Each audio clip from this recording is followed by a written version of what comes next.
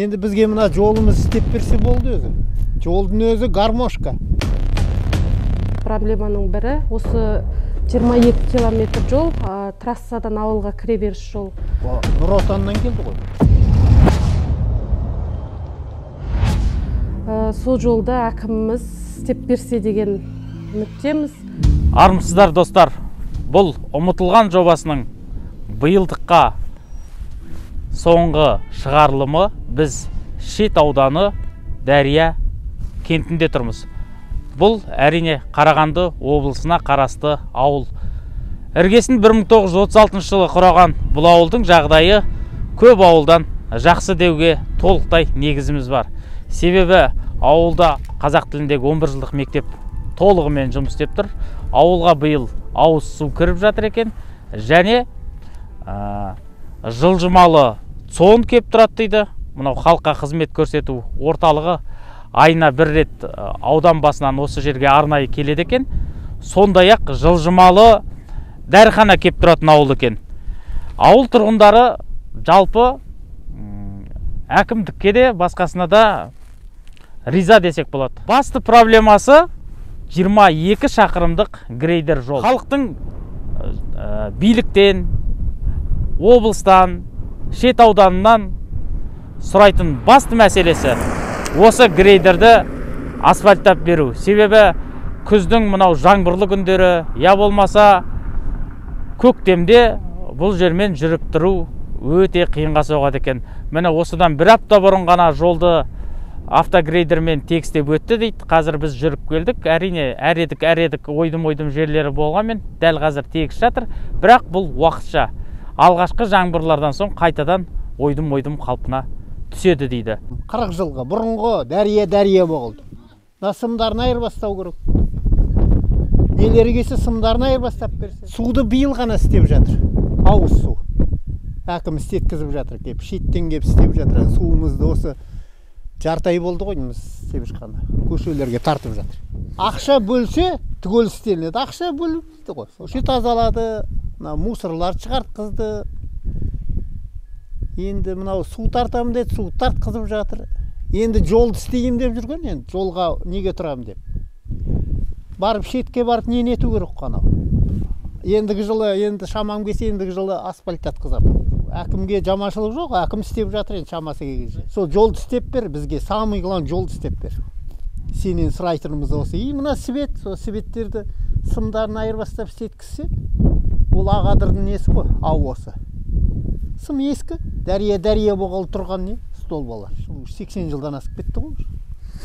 Енді 36 жыл станция болды. Содан берім дәрия осы.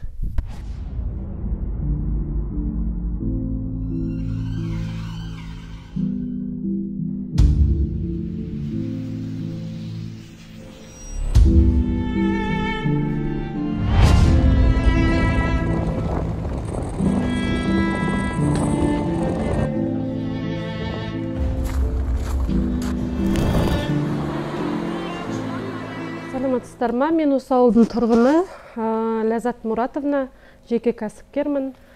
Біздің ауылдың енді проблемаларының бірі, ең басты проблеманың бірі осы 22 километр жол, трассадан ауылға кіре беріс жол.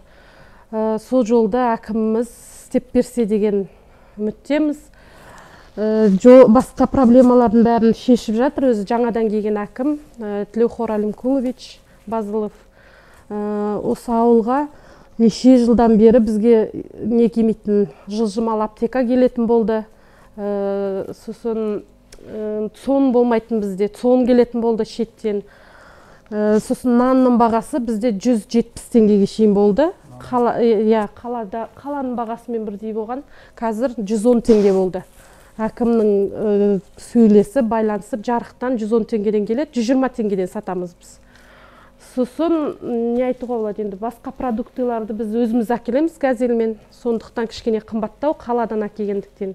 Былай фирмалардан осы нан келеді, сүт келеді сосын. Ауыз судан проблема жоқ, ауылда осы новостройка несінде каждый үйде өз үйінде су бар. Орыс ауылда каждый үйде өздерінде скважина бар. Қазақ ауылға биыл міне ауыз су тартып жатыр. Осы бір ауыл ғой, сол бөлінеді бізде новостройка деп, кеңінен салынған жағы. Бұрынғы орыстар көп тұрған, сол жерлер орыс ауыл деп, бірақ қазір ол жақта аз енді адам.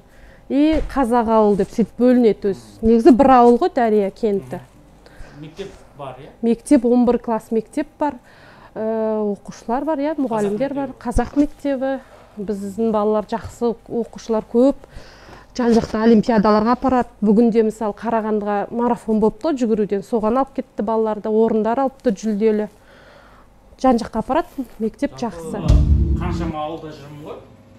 Бұл ауылда, міне. Қаншада мынау бір қабы? Или килограммға қалай сатасыздар? Килограммда сатылады 1100 теңгеге. 1100 теңгеден. Ауылда алатындар бар ма? Мен бірінші рет көріп тұрмын осы 38 жыл ғұмырымда ауылдың адамдары мысқына тамақ алған. Масқара өтеді. Осы керемет өтетін зат бізге. Кәдімгі қазақтар алады. Кәдімгі қазақтар атайлар алады. Біз өзі бабушкалар алады. не жейміз, соның қалғанын мысыққа бере салатын ауылдың баласы едік. Бұл ауылдың мысықтары бақытты екен. Екі тазы күшік асыраймыз, сол екеуіне де осыны береміз. Иә, осыны жейді. Ана мысығым осы жерде жүреді, осыны жейді. Шыққан жоқ па ауылда? Шыққан жоқ. Ауылдың жалпы жағдайы жаман емес. Ауыл халқы көбіне темір жол өтеді екен бұл жерден. Темір жолда жұмыс жасайды. Ауыл мектебінде жұмыс жасайды. Сондай-ақ ауыл шаруашылығы мен егіншілік, диқаншылық дейді ғой. Сондай бағытта жұмыс істейді екен. Ауылда 5 дүкен бар. Соның екеуі ауыл халқы ішінде сұранысқа өте жоғары. Бұл дүкендерде нан бағасы қаладағы бағамен тең десек те болады, 120 теңге дейді. Және осы дүкенге арнайы сол бағамен жақын жердегі жарық станциясынан нан арнайы осы бағамен белгілі бір келісім шарт арқылы осылай келеді екен. Сырт көз сыншы дейді ғой, міне біз келдік, міне осы жерде болған жарты күнімізде біздің байқағанымыз ауылда 4G'ді көрсетіп тұр біздің телефонымызда. Яғни ұялы байланыспен ешқандай да шағымы жоқ ауыл.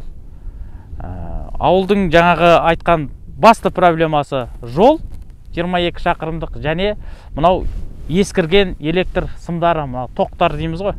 Сол тоқ жел болса, дауыл болса үзіліп қалады дейді. Осы екі мәселені шешіп берсе, біз үкіметтен де басқасынан да ештеңе сұрамаймыз деп отыр.